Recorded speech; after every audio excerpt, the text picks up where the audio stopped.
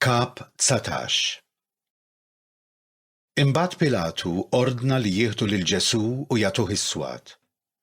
Is-soldati niżġu kuruna tax-xewk u qedwilu fuq rasu u libsuh mantar aħmar skur.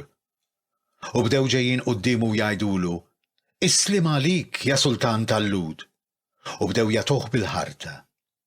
Għal darb'oħra Pilatu ħareġ barra jgħidilhom: Araw, se nġibulkom qudiemkom hawn barra biex tkunu tafu li jiena ma nsib ebda ħtija fih.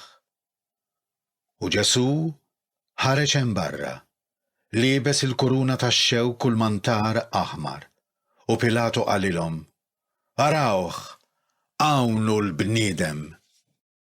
X'in arawh? Il-qassisin il-kbar u l-għases bdew jgħidu: Salbu, salbu!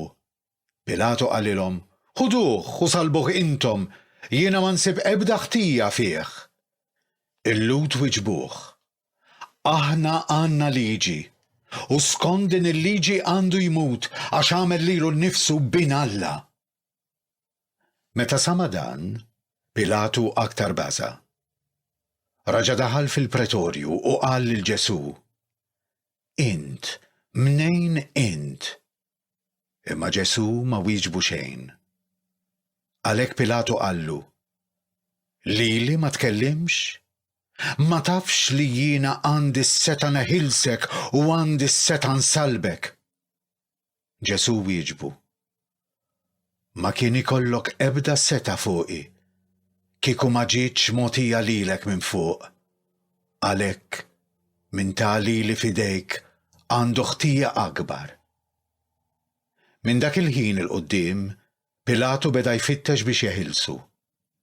Imma l-Lud issuktaw jgħidu: Jekk teħles lil dan tiksira ma' Ċesari, għax kull min jagħmel lilu nnifsu sultan ikun qiegħed joħodha kontra Ċesari. Meta semagħhom jgħidu dan, Pilatu ġieb lil Ġesù barra u qiegħdu fuq sedja għolja fil-post imsejjaħ Litostrotos, bil-ludi Gabbata.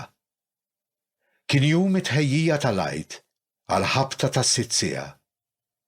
Pilatu qal lil-Lud: Arawh is-sultan tagħkom. Dawk infexxew jgħidu: Għall-mewt, għall-mewt, salbu! Pilatu qalilhom: Jien se nsallab lis-sultan tagħkom? Imma l-qassisin il-kbar weġbuh: Aħna m'għandniex sultan ħlief lil Ċesari. Fl-aħħar tawlhom f'idejhom biex isalbuh.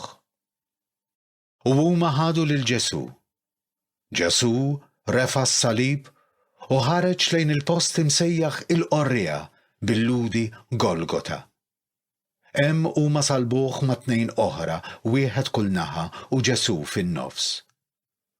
Pilatu għamel kidba u waħħala fuq is-salib fiha kien hemm miktub: Ġesù ta' Nażaret, is-Sultan tal-Lud. Din il-kidba rawha ħafna Lud għax il-post fejn salbu lil Ġesù kien qrib il-belt u l-kidba kienet bil-ludi, bil-Latin u bil-Grek. Għalhekk il-qassisin il-kbar tal-Lud marru jgħidu lil Pilatu: Ma kienx imissek tikteb is-Sultan tal-Lud imma li dan qal jiena Sultan tal-Lud. Pilatu wieġeb: Issa li ktibt. Wara li salbu lil Ġesù, is-soldati ħadu l-ilbies tiegħu qasmuh f'erba', sem lil kull wieħed minnhom. U ħadu wkoll it-tunika. Din kienet libsa blaħjata minsuġa biċċa waħda minn fuq s'isfel. Ftehmu bejniethom u qalu: Ma nqattawiex, iżda nitfgħu x-xorti għaliha u lil min tmiss joħodha. Dan ġara biex isseħħ l-iskrittura li tgħid: Ħwejġi qasmu bejniethom u għall-ilbies tiegħi tefgħu x-xorti. U dan ta' bilħaqq għamluh is-soldati. Kien hemm wieqfa ħdejn is-salib ta' Ġesù ommu, oħt ommu, Marija ta' Kleofa u Marija ta' Magdala.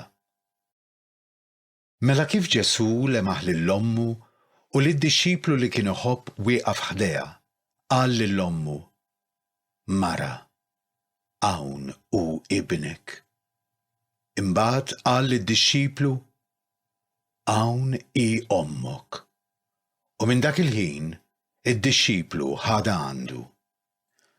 Wara dan, Ġesù, billi issa kien jaf li kollox kien mitmum, biex isseħħ l-Iskrittura qal: għandi l-għaġġ.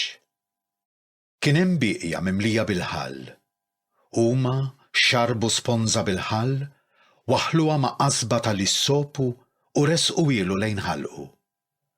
Kif Ġesù ħall qal: kollox hu mitmum.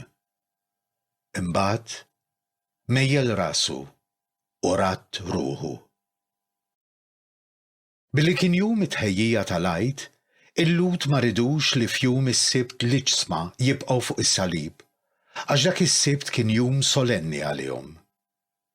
Talbu mela lil Pilatu biex jiksrulhom riġlejhom u jneħħu l-ġisma. Għalhekk ġew is-soldati u kisru r-riġlejn tal-ewwel u tat-tieni wieħed illi kienu msalbin miegħu. Iżda meta waslu għal Ġesù, billi raw li kien ġa mejjed, ma kisrulux riġlejh.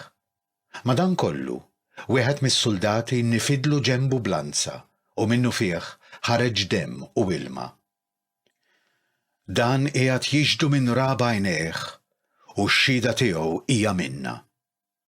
Hu jaf li qiegħed jgħid il-verità biex intom ukoll temnu. Għax dan ġara biex isseħħ l-Iskrittura li tgħid: ebda waħda minn qadmu ma jkissrulu. U hemm ukoll kidba oħra fl-Iskrittura li tgħid: huma qed iħarsu lejn min nifdu. Wara dan, Ġuseppi minn Arimatija, li kien dixxiplu ta' Ġesù bil-moħħbi għax kien jibża mill-Lud, maru talab lil Pilatu biex jieħu l-ġisem ta' Ġesù. Pilatu ħallih, u hu ġie u ħall ġisem tiegħu. Ġie wkoll Nikodemu, dak li qabel kien mar għand Ġesù bil-lejl, u ġieb miegħu taħlita ta' morr u sabbara, tiżen xi 100 libbra. Dawn it-tnejn ħadu l-ġisem ta' Ġesù u kebbewh bil-faxex tal-għażel bil-fwejjaħ, kif soltu jagħmlu l-Lud qabel id-difna. Fejn kienu salbu lil Ġesù kien hemm ġnien, u f'dan il-ġnien kien hemm qabar ġdid li fih kienu għadhom ma difnu lil ħadd.